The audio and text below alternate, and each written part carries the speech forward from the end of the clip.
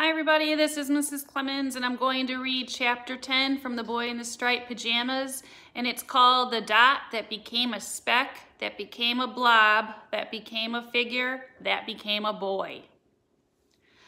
The walk along the fence took Bruno a lot longer than he expected. It seemed to stretch on for several miles. He walked, and when he looked back, the house that he was living in became smaller and smaller until it vanished from sight altogether.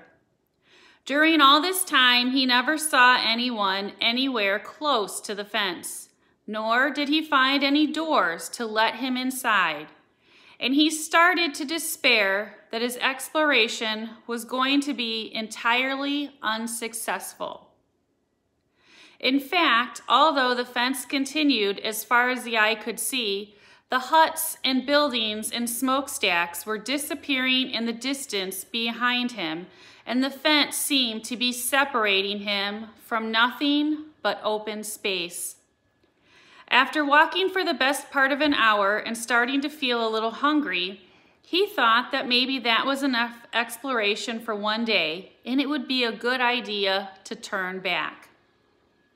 However, just at that moment, a small dot appeared in the distance, and he narrowed his eyes to try to see what it was. Bruno remembered a book he had read in which a man was lost in the desert, and because he hadn't any food or water for several days, had started to imagine that he saw wonderful restaurants and enormous fountains. But when he tried to eat or drink from them, they disappeared into nothingness. Just handfuls of sand. He wondered whether that was what was happening to him now. But while he was thinking this, his feet were taking him step by step, closer and closer to the dot in the distance. In the meantime, had become a speck, and then began to show every sign of turning into a blob. And shortly after that blob became a figure. And then, as Bruno got even closer, he saw that the thing was neither a dot, nor a speck, nor a blob, nor a figure, but a person.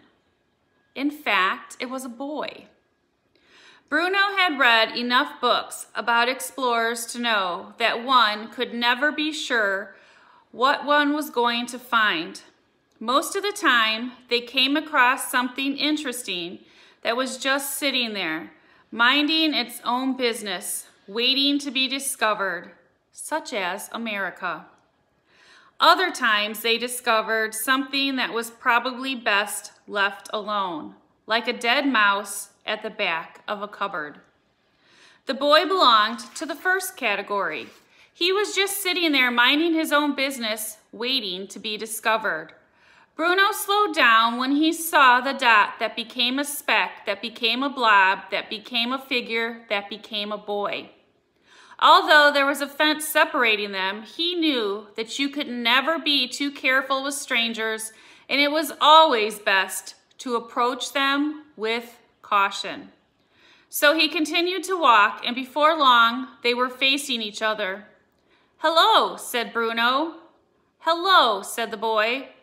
The boy was smaller than Bruno and was sitting on the ground with a forlorn expression.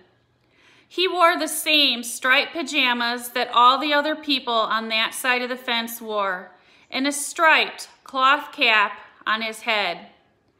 He wasn't wearing any shoes or socks, and his feet were rather dirty. On his arm, he wore an armband with a star on it. When Bruno first approached the boy, he was sitting cross-legged on the ground, staring at the dust beneath him. However, after a moment he looked up and Bruno saw his face. It was quite a strange face too. His skin was almost the color of gray, but not quite like the gray that Bruno had ever seen before.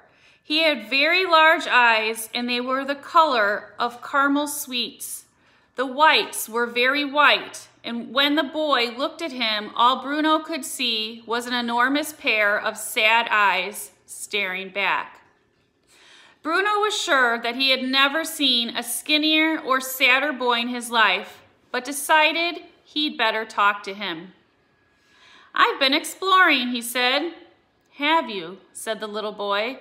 "Yes, for almost 2 hours now." This was not strictly speaking true.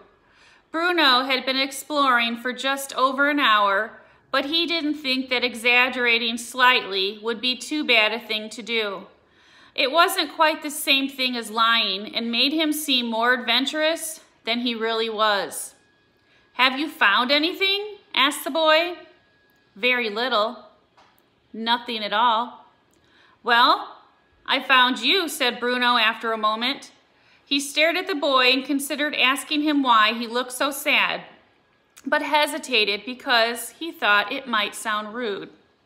He knew that sometimes people who were sad didn't want to be asked about it. Sometimes they'd offer the information themselves, and sometimes they wouldn't stop talking about it for months on end. But on this occasion, Bruno thought that he should wait before saying anything. He had discovered something during his exploration, and now that he was finally talking to one of the people on the other side of the fence, it seemed like a good idea to make the most of the opportunity. He sat down on the ground on his side of the fence and crossed his legs like the little boy and wished that he had brought some chocolate with him, or perhaps a pastry that they could share. "I live in the house on this side of the fence," said Bruno. "Do you?" "I saw the house once from a distance, but I didn't see you." "My room is on the first floor," said Bruno. "I can see right over the fence from there." "I'm Bruno, by the way." "I'm Schmall," said the little boy.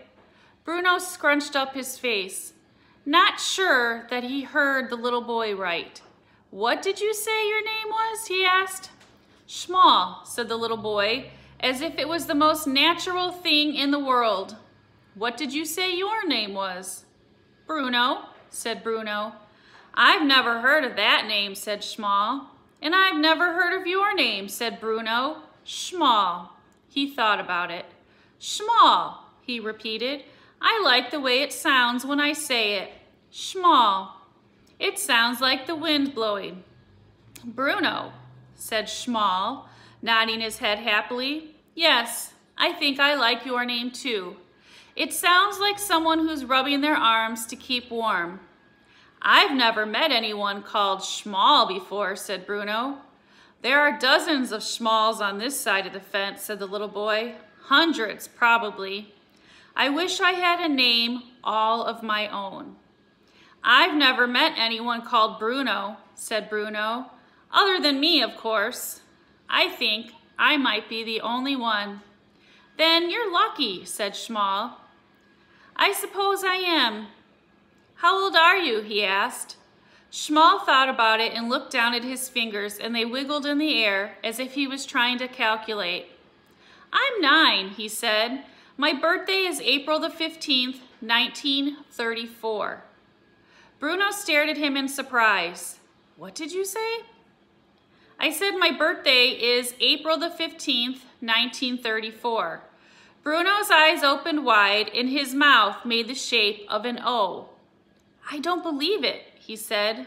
"Why not?" asked Schmall. "No," said Bruno, shaking his head quickly. "I don't mean that I don't believe you. I mean, I'm surprised, that's all, because my birthday is April the 15th too, and I was born in 1934.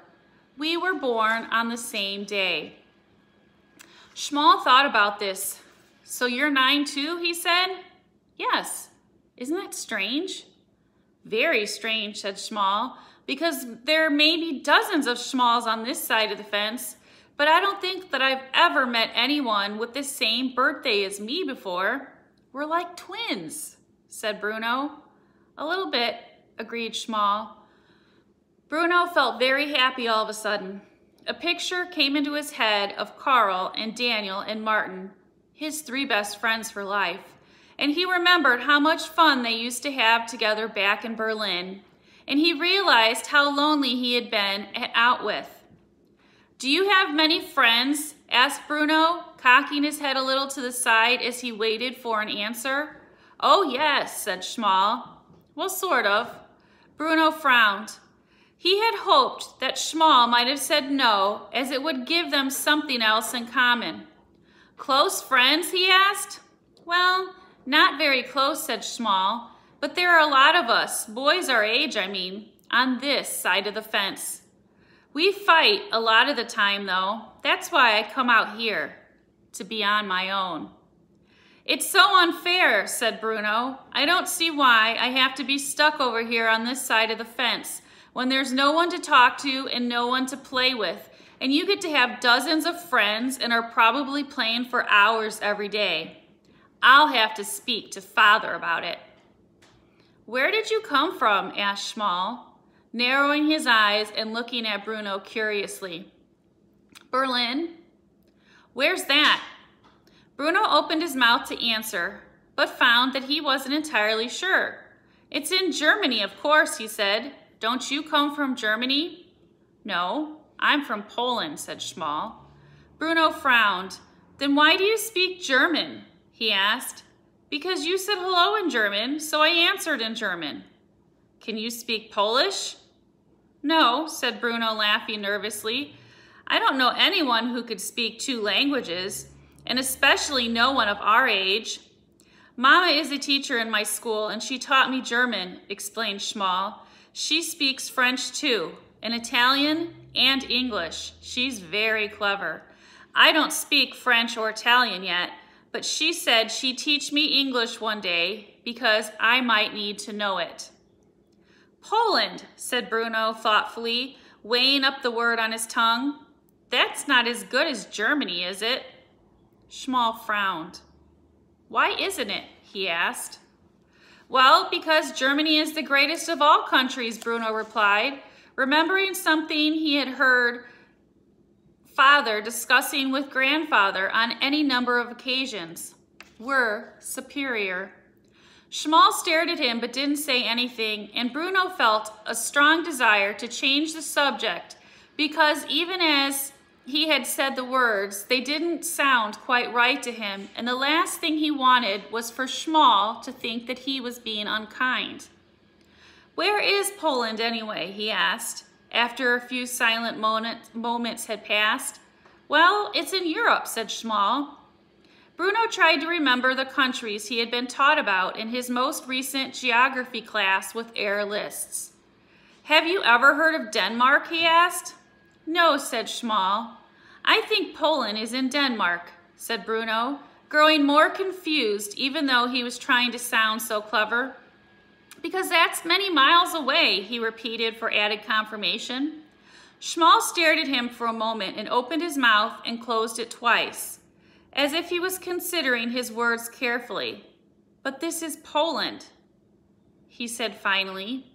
Is it? Asked Bruno. Yes, it is. And Denmark's quite far away from both Poland and Germany. Bruno frowned. He'd heard of all these places, but he'd always found it hard to get them straight in his head. Well, yes, he said, but it's all relative, isn't it? Distance, I mean. He wished they could get off the subject as he was starting to think he was entirely wrong and made a private resolution to pay more attention in future in geography class. I've never been to Berlin, said Schmal, and I don't think I've been to Poland before I came here, said Bruno, which was true because he hadn't. That is, if this really is Poland. I'm sure it is, said Schmal quietly, although it's not a very nice part of it. No, where I come from is a lot nicer. It's certainly not as nice as Berlin, said Bruno. In Berlin, we had a big house with 5 floors if you counted the basement, and the little room at the top with the window. And there were lovely streets and shops and fruit and vegetable stalls and any number of cafes. But if you ever go there, I wouldn't recommend walking around town on a Saturday afternoon because there are far too many people there and then you can get pushed from pillar to post.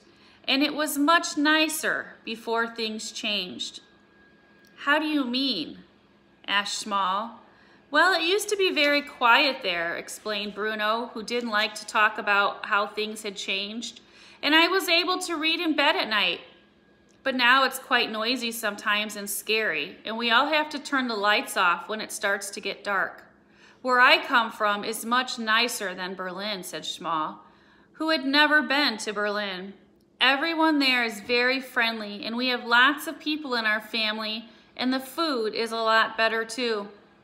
Well, we'll have to agree to disagree, said Bruno, who didn't want to fight with his new friend. All right, said Small.